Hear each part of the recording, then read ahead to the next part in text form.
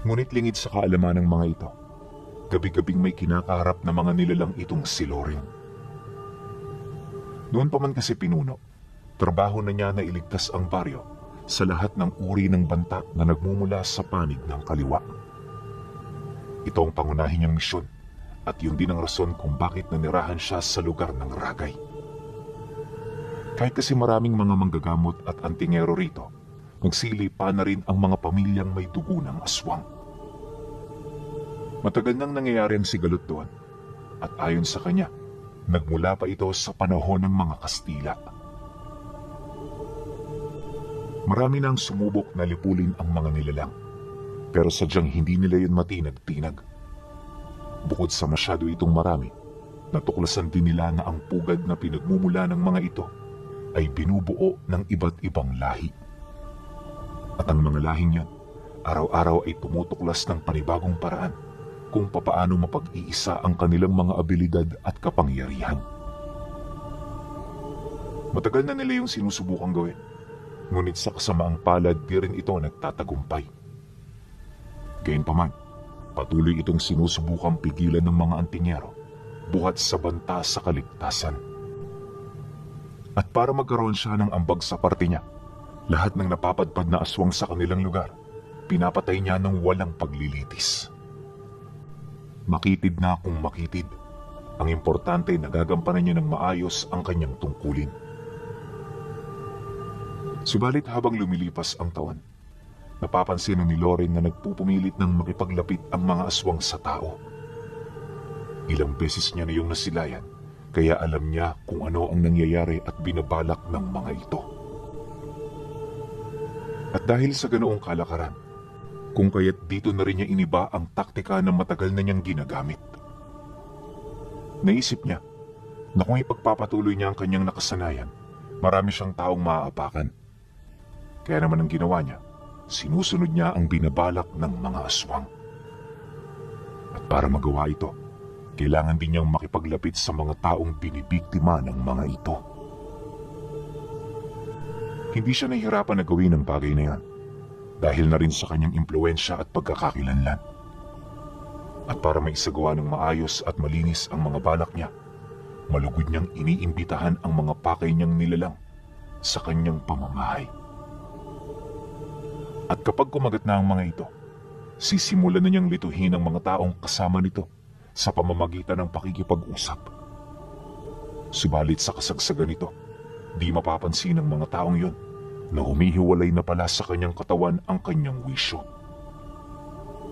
Sasapi ito sa isang katawan na naroon sa kanyang silid, nagawa sa purong kahoy at lupa. Sa lengguwahe ng mga aswang, balat kayo ang tawag rito. Pero sa lengguwahe ng mga manggagamot, parutok ang tawag dito. Ibig sabihin, isinasalin mo sa isang bagay ang iyong kamalayan bilang isa sa mga sinaunang pamamaraan ng pakikipaglaban. At kapag nagawa na niya ito, magsisimula na siyang mag-orasyon. Pagtawag sa mga aswang ang dasal na kanyang ginagamit upang magkusa ang mga ito na lumapit. At kapag nakarating na ang mga ito sa lugar kung saan niya yun pinapapunta, doon pa lamang magpapakita ang gabay at berdugo ng mga nilalang na nasa panig ng kaliwa. Ayon kay Loren, hindi siya ang tipo ng antingero na sumasandig sa mga mutya at agimat. Siya ang tipo ng tao na orasyon at gabay lamang ang nagbibigay sa kanya ng proteksyon. Ngunit bawat dasal na alam niya, hindi kayang tumbasan ng kahit na sino. Di man sa pagmamayabang pero may mga orasyon siyang kayang sumunog ng mga nilalang kahit hindi niya ito hinahawakan. Ang gabay naman niyang nanananahan sa kanyang kalooban, buong araw na nagbabantay sa kanya upang masigurong ligtas siya sa mga biglaan at hindi inaasahang atake. Paglalarawan niya rito, may 4 itong paa na mahaba. Malayo ang itsura nito sa tao, tapos may mga malalapad yung sungay sa likod na parang talulot ng mga bulaklak. Gawa rin sa kahoy ang buo nitong katawan, kung saan sa bawat tipak at pagitan nito, makikita mo ang nagliliwanag nitong dugo na dumadaloy. May 2 itong mahabang kamay, at meron itong mahabang sungot na ginagamit nito sa pagramdam ng mga presensya sa hangin. May maamo rin yung muka, ngunit sa kabila nito meron yung mabangis na personalidad. At sa katunayan, ayon kay Loren, isa ang nilalang na yon sa mga gabay na sinasabing halang ang kaluluwa. Kapag nautusan mo ito, kahit sino pa ang pinapapatay mo rito, papaslangin niya yon ng walang awa. Kaya naman sa lahat ng oras, pinag-iisipan niya ng maigi ang mga hakbang na maaari nitong kasangkutan. Sa oras na magawa niya ang ganoong hakbang, dito na magsisimula ang kanyang pakikipaglaban sa mga nilalang. Mabilis naman niya yung napapatay, dahil unang-una kargado ng mga pangontrang nagpapahina sa mga ito ang bahay niya. At kapag wala na yung magagawa, puputulan ito ng ulo ng kanyang gabay bago ito tuluyang ilibing. Pagkatapos, aalisin niya ang memorya ng mga taong inanyayahan niya sa bahay niya upang makalimutan ng mga ito ang minsang pagkakaroon nito ng kaibigang aswang. Ganun at ganun ang kanyang ginagawa noon, at sa loob ng maraming taon, walang nakakapansin nito. Subalit ilang buwan pagsapit ng taong nabanggit, nagkaroon ng isang malaking pagkakamali itong si Loren. Biyernes noon ng hapon nang may makita siyang mga kabataang naglalakad kasama ng ilang individual na alam niyang may dugo ng aswang. Napakababata pa ng mga nilalang ngayon, kaya hindi niya halos maisip kung ano ang pakay ng mga ito. Dala ng kuryosidad, agad niya yung nilapitan. Kampante siyang gawin ito, lalo pat ang isa sa mga kabataang naglalakad ay anak ng lalaking palaging nagpapagamot noon sa kanya. Kaya naman kung hindi siya nagkakamali, kilala na rin siya ng binata. Makalipas pa ang ilang minuto, paglapit niya rito, agad namang napahinto ang grupo sa paglalakad. Dali-dali na rin lumapit sa kanya ang binatang yon habang may paggalang na nagtatanong.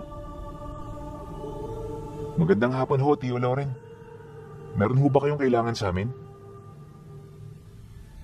Nang marinig niya ang sinabi nito, napangiti lang naman siya habang tinuturo ang mga kabataan nitong kasama.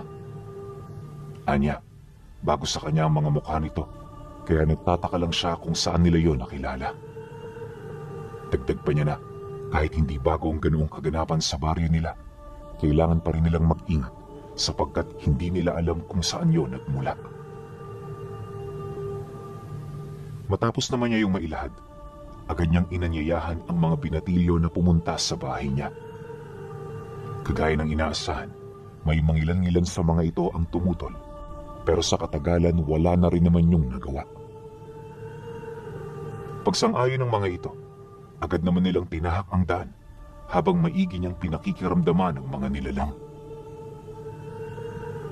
Alam ni Loren na marami na itong naiisip gawin, pero nakakasiguro siya na hindi ito basta-bastang makakalayo sa kanya. Pagdating niya sa bahay, agad niyang pinaalalahanan ang mga nilalang na maging komportable. Di rin naman kasi sila doon magtatagal, gawa ng meron lang siyang konting detalye na iaabiso sa mga kabataan. Kung isipin pinuno, nakakapagtaka ang ganoong kilos ni Loren. Sa kadahilan ng sa tinagal-tagal na nilang nagkikita, yon ang unang beses na naisipan niyang gawin ito.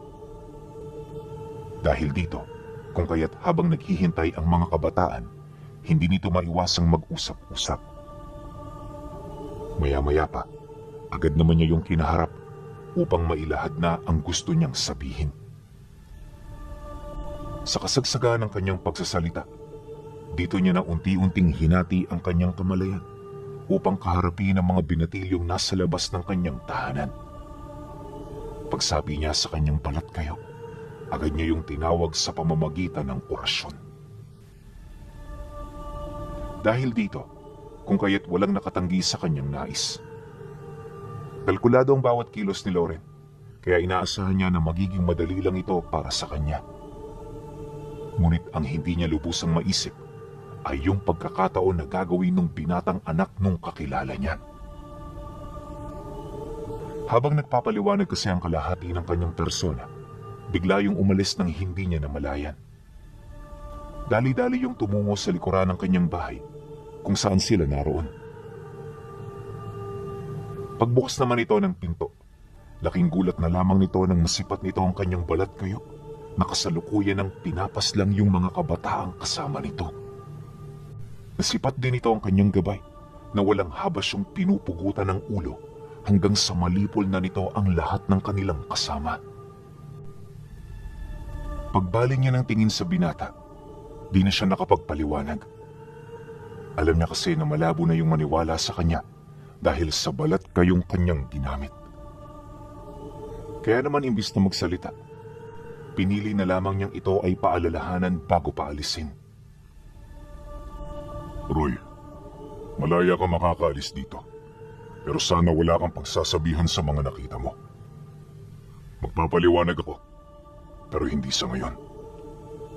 Wika niya rito. Nang marinig naman yon ng binatilyo, dali-dali yung tumakbo pabalik ng baryo.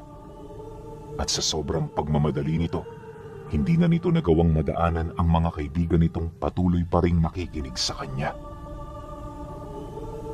Pagtungtong naman ng dapit hapon, tsaka pa lamang niya ito pinauwi. Dahil kasi sa mga hindi inaasahang pangyayari, kung kaya't nagkagulo-gulo ang kanyang pag-iisip. Hindi naging madali para sa kanya na alisin ang memorya ng mga ito, gawa ng masyadong malalim ang mga orasyon na kanyang ginamit. At kapag hindi nasa kondisyon ang kanyang pag-iisip, kahit mabigkas niya yun ng tama, hinding-hindi ito magkakaroon ng bisa. Marami rin siyang ginawang pag-iingat dahil sa mga rebueltang pwede niyang maranasan kung sakali mang siya ay magkamali. Kaya imbis na kalahating oras lang ang itatagal ng mga ito, inabot ito ng halos 4 na oras. Gayunpaman, nakauwi pa rin ang mga ito ng maayos. Walang nagduda, maliban na lang sa anak ng lalaking kaibigan niya. Gusto man niya yung puntahan para makausap, di niya ito ginawa. Nasisiguro niya kasing susundin ito ang kanyang mga abiso, gawa ng kahit papaano alam niya na meron itong takot sa kanya. Pagsapit ng sumunod na araw, habang tumitilaok ang mga manok, minabuti niyang sumadya sa baryo. Direkta niyang pinuntahan ang tahanan nito upang makausap ang padre de pamilya. Ayon sa kanya, na sa panahong yun, wala naman talaga siyang pakay. Ang nais lang niya makita ang kalagayan ng binata. Sa tindi kasi ng mga nasaksihan nito, hindi malabong masiraan yon ng bait. Isa pa sa kanyang mga inaalala ay yung posibilidad na mag-eskandalo ito para lamang mapatunayan ang mga bagay na nakita niya. Kaya naman bago pa ito mangyari, siya na mismong gumawa ng hakbang. Naniniwala siya na kailangan niya muna itong resolbahin kung gusto niyang mapanatili at maipagpatuloy ang kanyang balak. Dahil dito, kung kaya't napilitan siyang kausapin ito ng masinsinan. Pagtawag niya rito, agad naman niyang iniwan ang ama nito. Noong una hindi pa nakinig ang binata, pero nang marinig nito ang usal niya, dito na yun unti-unting nasindak hanggang sa napilitan na itong humarap sa kanya. Pagpang-abot ng kanilang paningin, agad naman niya yung kinausap ukol sa mga nasilayan nito noong nagdaang araw. Dagdag pa niya na, hindi nito mauunawaan ang sitwasyon kung hindi ito maglalakas loob na bigyan siya ng pagkakataon para makapagpaliwanag. Nang marinig naman yun ni Roy, walang kaabog-abog naman yung sumagot sa kanya ng, "Ano ho bang ipapaliwanag ninyo? Kitang-kita ng mga mata ko kung papaano mo sila pagpapatayin. May mas malinaw pa bang sagot dun? Huwag na ho kayo mag-aksaya ng oras, Tio Loren, dahil kahit anong gawin ninyo, hinding-hindi niyo ako makukumbinsi." Dahil sa sinabi nito, agad siyang nakaramdam ng galit. Bagay na nagresulta naman upang kumilo siya sa paraang hindi niya inaasahan. Walang sabi-sabi, agad niya itong kinuwelyuhan at binalaan na magdahan-dahan sa kanyang mga sinasabi. Mariin din niyang inilahad. Nahihintay niya ito sa kanyang bahay mamayang hapon at kapag hindi ito pumunta, asahan niyang mangyayari ang mga bagay na nasa isip niya. Nang marinig naman yun ng binatilyo, halos hindi na ito makaimik. Ramdam din niya ang panginginig ng buo nitong katawan dahil sa matinding takot at pagkasindak. Pagkatapos ng kanilang pag-uusap, tsaka pa lamang niya yun tinantanan. Alam niya na hindi niya dapat ito ginawa, pero naniniwala siya na yun lang ang paraan para mapasunod ito. Maya-maya pa, pagbalik niya sa kinaroroonan ng ama nito, agad naman siyang nagpaalam. Nang marinig naman yun ng kanyang kaibigan, tumangulang naman ito habang iniaabot sa kanya ang kalahati ng minatamis na nabili nito sa baryo. Siya nga pala. Inaanyayahan ko ang anak mo sa bahay ko mamayang hapon. Kung sakali mang hindi siya makapagpaalam, naroon lang siya sa bahay. At kung meron kang kailangan, pumunta ka lang. Alam mo namang palaging bukas ang bahay ko para sa inyo. Aba, totoo ba yan, Manoy Loren? Maraming salamat naman ho kung ganun. Huwag kayong mag-alala. Pupunta mamayang hapon ng anak ko. Makakaasa ho kayo. Sagot naman niya rito. Pagkatapos ng kanilang usapan, agad na siyang umalis. At nang makabalik na siya, dito niya na inihanda ang lahat ng pruweba na kinakailangan niya. Ang nais niya kasing mangyari, ipaalam sa binatilyo kung ano ang totoong nangyayari sa baryo. Bagaman masela ng impormasyong ito, sadyang wala na siyang pagpipilian. Ito na lang kasi ang nag-iisang paraan kung nais niya na hindi masira ang kanyang pangalan. Ilang oras pa ang lumipas, sumapit na nga ang 1:00 ng hapon. Inaasahan niyang darating ito bandang 2:00, kaya naman habang wala pa ito, naghanda na siya ng merienda. Maya-maya pa, pagdating ng binata, agad naman niyang napansin ang ama nitong nakabuntot sa likod. Hindi niya mawari kung bakit ito nagkasabay. Gawa ng unang-una, ang anak lang talaga nito ang inaasahan niyang bisita. Pero nandun na yun Kesa pauwi niya ang kaibigan niya, minarapat na lamang niyang hayaan itong makinig. Pagkaraan pa ng ilang minuto, matapos ang kanilang mumunting salo-salo, dito niya na ipinakita ang mga gamit na naiwan ng mga nilalang. Nagsimula na rin siyang magbahagi ng istorya ukol sa ginagawa nitong panggagamot sa binata at sa mga kaibigan nito. Mariin din niyang inilahad na aswang ang mga pinatay niya, kaya wala itong karapatan na pag-isipan siya ng kung ano-ano. Dagdag pa niya na, ang ginawa niyang yon ay simpleng pagligtas sa buhay nito. At sa pagpapatuloy ng kanilang pag-uusap, kahit papaano naliwanagan na ang binatilyo. Sa pamamagitan ng mga ebidensya na kanyang ipresenta, hindi nito nagawang tutulan ang realidad sa lugar nila. Sinang-ayunan naman yon ng ama nito, kaya hindi nagtagal wala na rin yung nagawa kundi ang maniwala. Matapos ang nangyaring pag-uusap, pinuntahan nila ang libingan ng mga nilalang. Gusto niya pa sana itong hukayin pero ayon sa kanyang kaibigan, sapat na para sa kanila ang mga sinabi niya. Kaya naman sa halip na magtagal pa sa lugar, minabuti na lang nila na bumalik. Pagpahinga nila sa kanyang pamamahay, pinayuhan niya ang mag-ama ukol sa posibleng mangyari sa mga susunod na araw. Ayon sa kanya, mapanganib ang kinalalagyan nila dahil nagkaroon sila ng kamalayan ukol sa totoong kaganapan. Mariin din niyang inilahad, posibleng puntahan sila ng mga aswang para tiktikan at para alamin ang tunay na dahilan ng pagkawala ng kanilang mga kalahi. Kaya hanggat maaari, iwasan na muna nilang tumungo sa lugar na wala gaanong katao-tao. Mas mainam ding manatili na lang sila sa kanilang tahanan hanggat hindi niya pa nalalaman ang kilos na gagawin ng mga nilalang. Pagkalahad naman niya ng tungkol dito, agad niya yung sinamahan patungo sa baryo. Sa kasagsagan ng kanilang paglalakad, inabutan niya yon ng mga pangontra para naman kahit papaano magkaroon ito ng kumpiyansa sa mga sarili nila. Nang matanggap naman yon ng mag-ama, taus-puso naman yung nagpasalamat. Maya-maya pa, pagdating nila sa pamamahay nito, agad naman siyang umalis. Yung dalawa naman, pumasok na rin sa loob, bit-bit ang kanyang mga paalala. Pagsapit ng gabi, habang nasa kasagsagan ng pagpapahinga ang mga tao, nagsagawa na siya ng ritual.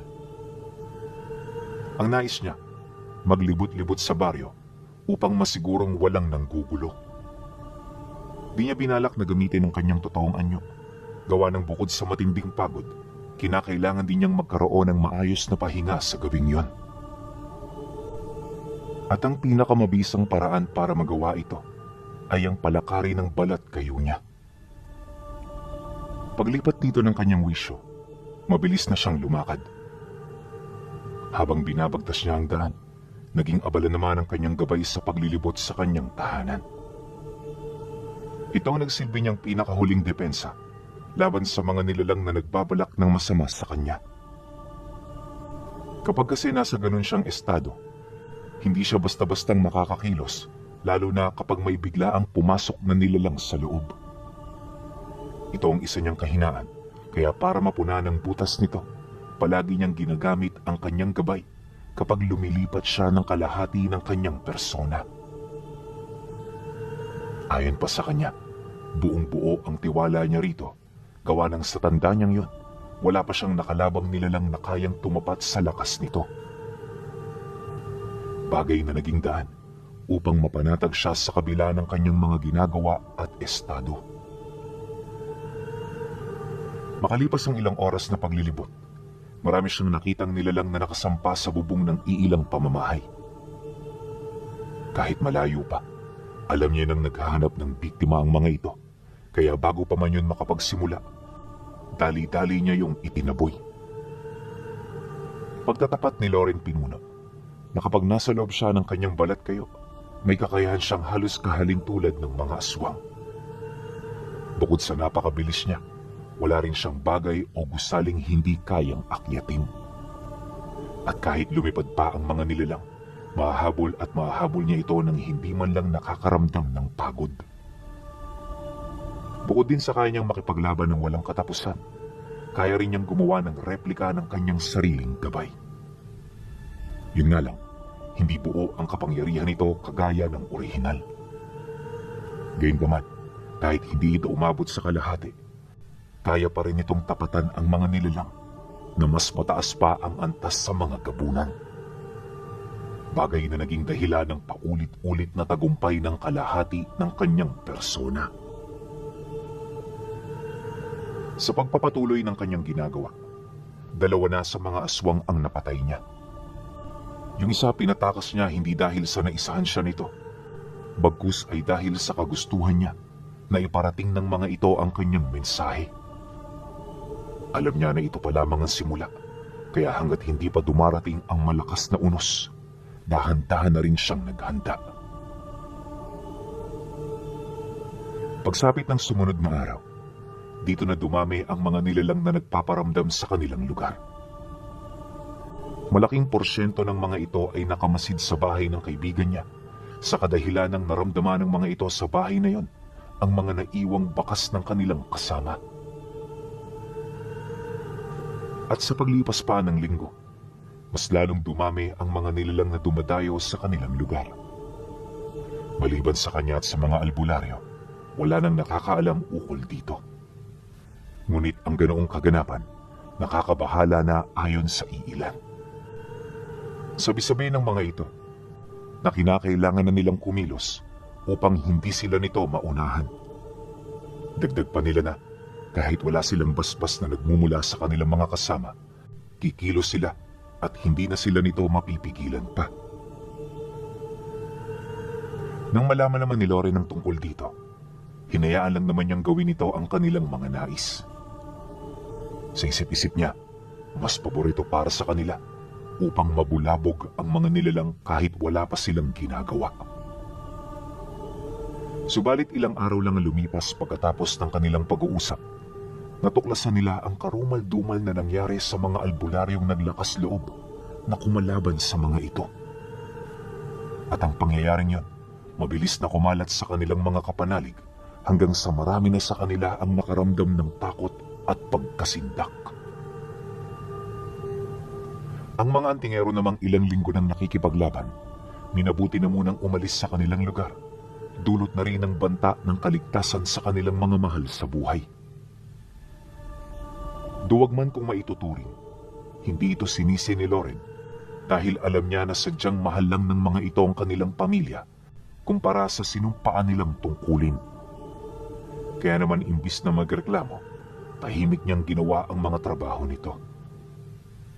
At upang makasiguro na mananatili ang katahimikan sa kanilang lugar, araw-araw siyang naglilibot. Ngunit kahit sa kanyang presensya, tila bang hindi niya pa rin maitaboy-taboy ang mga nilalang na nakapasok.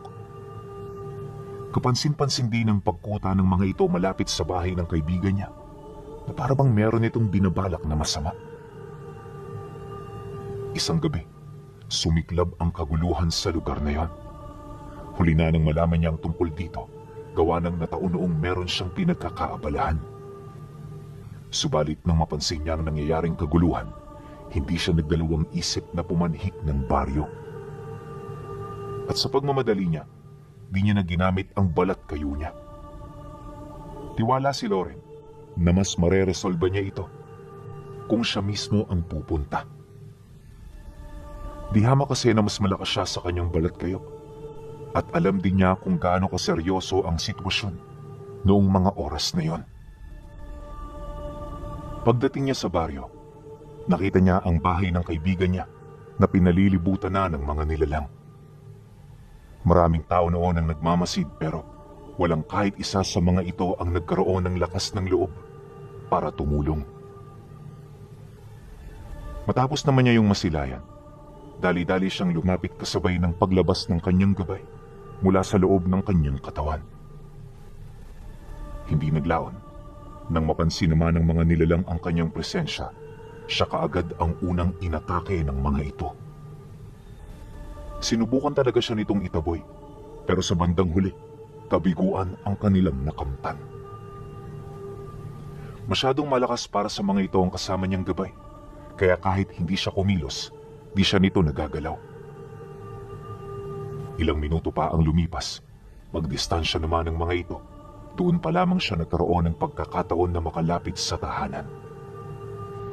Kalmado siya roong kumatok at nagpakilala. Nang marinig naman yun ng kaibigan niya, dali-dali nitong binuksan ang pintuan.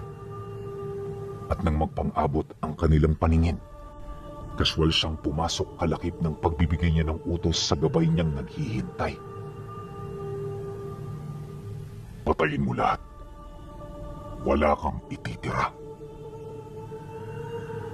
Nang marinig naman ng nilalang ang kanyang sinabi, bigla naman yung sumugod sa mga aswang na parabang isang mabangis na hayop. At sa loob ng kalahating oras, walang nagawa ang kanilang mga kalaban, kundi ang tumakas at iligtas ang kanilang mga buhay. Ngunit kahit saan man sila makarating, patuloy pa rin yung nakabuntot sa kanila hanggang sa tuluyan na sila nitong mapaslang. Matapos ang pangyayaring yan, bumalik sa bahay ang kanyang gabay, bago pa man magwakas ang kanilang pag-uusap. Nang mapagtanto naman niyang nalipol na nito ang mga nilalang, kaswal siyang umalis sa lugar.